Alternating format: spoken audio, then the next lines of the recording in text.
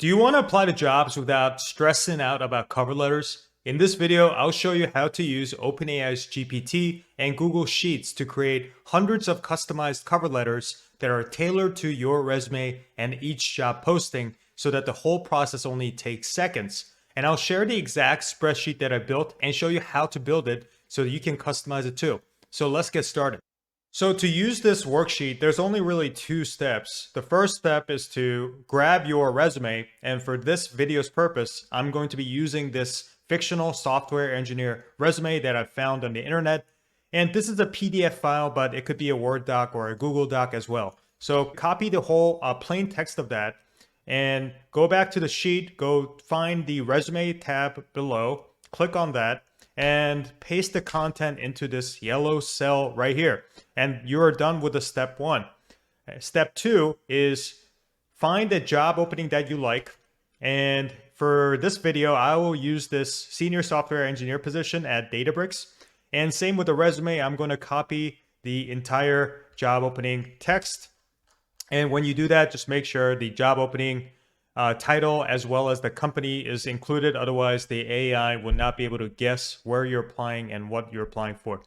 So after you copy that, go back into the sheet and go find the job openings tab, click on that, and paste the content into the yellow cell.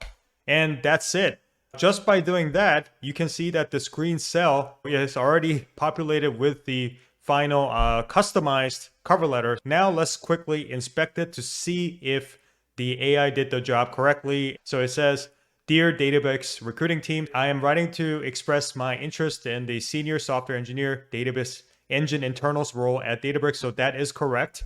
And it describes who the person is. I'm particularly excited about this opportunity because of the unique opportunity to work on a multi-year vision and the future of database systems. So since the job opening is about databases, this is great. This seems very customized, and this is very appropriate within this cover letter. And the third paragraph goes into, "I'm particularly proud of the project I worked at Embark." And I'm guessing the Embark is the company that this hypothetical resume is currently listing as the employer.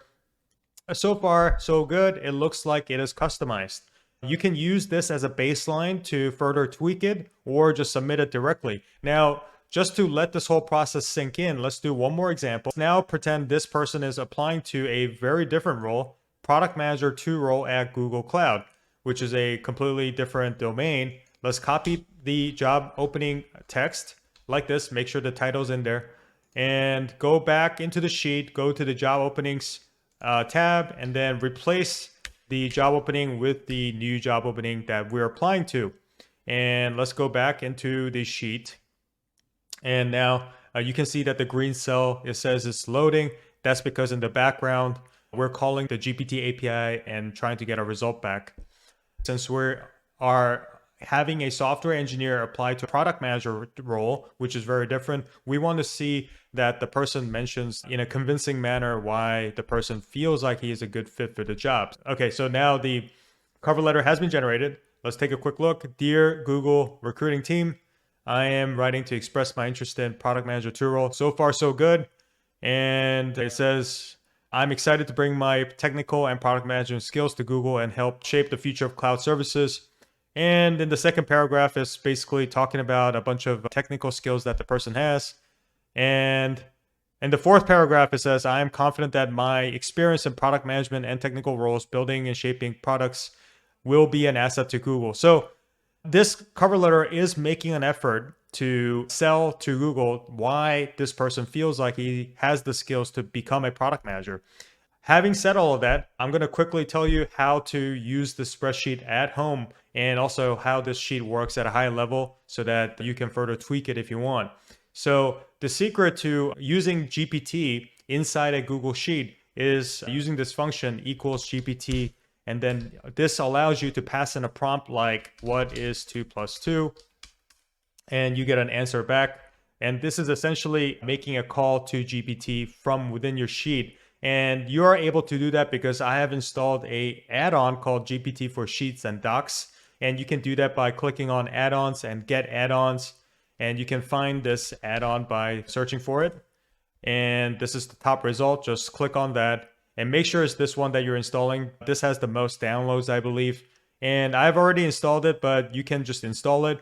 And it will just take you through a bunch of instructions, one of which is very crucial, which is to get a OpenAI API key. So even if you have this add-on, which is completely free, by the way, and doesn't require any registration, you still need to have an API key.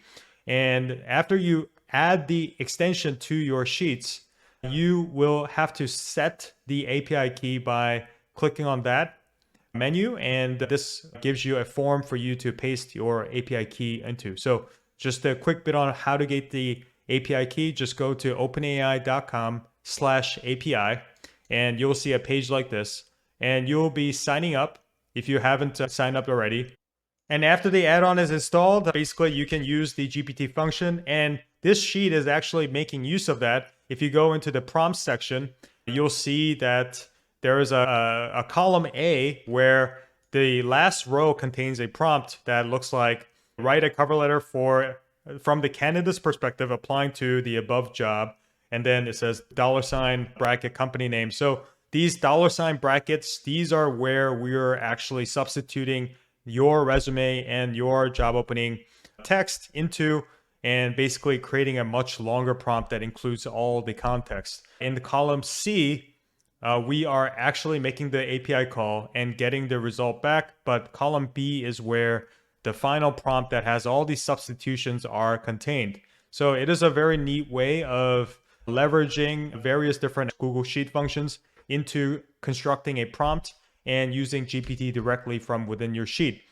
Anyways, that's it for this video. In the next video, I may consider turning this spreadsheet into a Python app. So please stay tuned for that, and consider liking and subscribing if you want to stay in touch. Thanks.